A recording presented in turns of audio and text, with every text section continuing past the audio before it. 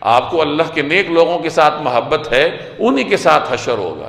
آپ کو اگر دنیا میں یہ جو ہمارے ہیروز ہوتے ہیں، چاہے وہ کھیل کے میدان سے وابستہ ہوں، سیاست کے میدان سے وابستہ ہوں، ان کے ساتھ اگر حد درجے کی محبت ہے تو انہی کے ساتھ انسان کا حشر ہوگا۔ تو یہ تو قاعدہ کلیہ جناب رسول اللہ صلی اللہ علیہ وسلم نے بیان فرما دیا کہ جس کے ساتھ تمہیں محبت ہوگی اسی کے ساتھ تمہارا حشر ہوگا۔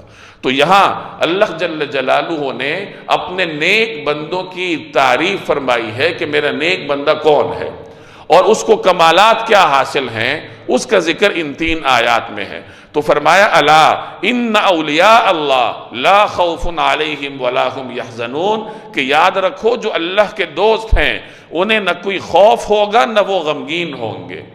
خوف مستقبل کے کسی واقعے کا ہوتا ہے، مستقبل کے اندیشے ہوتے ہیں، ان کو خوف کہا جاتا ہے، اور غم ماضی کے کسی واقعے کی بنیاد پر ہوتا ہے۔ جیسے انسان گلتا رہتا ہے کہ ماضی میں یہ ہوا تھا وہ ہوا تھا۔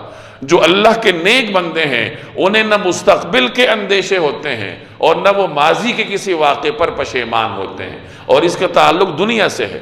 آخرت کے معاملے میں تو ان سے بڑھ کر اندیشے کسی کو نہیں ہوتے، اللہ کا خوف ان سے بڑھ کر کسی کو نہیں ہوتا۔ دین کے معاملے میں تو وہ ان کو اندیشے ہوتے ہیں، اور ماضی پر غم بھی ہوتا ہے کہ ہم نے زندگی ویسے نہیں گزاری جیسے گزارنی چاہیے تھی۔ یہاں بات ہو رہی ہے دنیاوی معاملات کی، کہ دنیاوی معاملات میں خوف اور غم سے اللہ تبارک و تعالی انہیں محفوظ رکھتا ہے، کیونکہ جب کسی شخص نے اپنی مرضی رب کی مرضی میں فنا کر دی ہے تو وہ اپنے اوپر گزرے ہوئے کسی واقعے پر غمگین نہیں ہوتا، اور مستقبل کے حوالے سے بے جا اندیشوں اور وساوس کا شکار نہیں ہوتا۔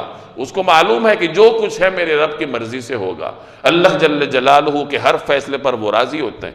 جیسے جناب رسول اللہ صلی اللہ علیہ وسلم کا صاحبزادہ حضرت ابراہیم علیہ السلام آپ کے دست اقدس میں اللہ کو پیارے ہو گئے۔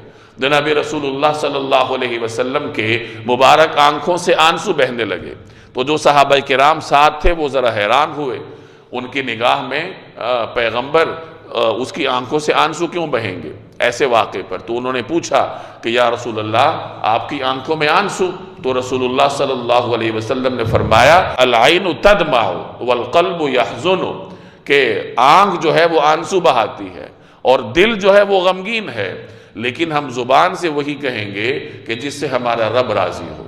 اور پھر آپ نے فرمایا وَإِنَّا بِفِرَاقِكَ يَا إِبْرَاهِيمَ لَمَحْزُونُونَ، کہ اے ابراہیم ہم تمہاری جدائی کی وجہ سے غمگین ہیں۔ تو یہ ایک اصول بتا دیا گیا کہ اللہ کی مرضی میں راضی رہنا ہے، کہنا وہی کچھ ہے جس پر اللہ تبارک و تعالی راضی ہوتا ہے، جس کی اس کو رضا ہوتی ہے۔ باقی فطری طور پر انسان کو اگر غم ہوتا ہے یا کوئی تھوڑا بہت اندیشہ ہوتا ہے تو وہ انسان کی فطرت میں اللہ تبارک و تعالی نے شامل کر رکھا ہے۔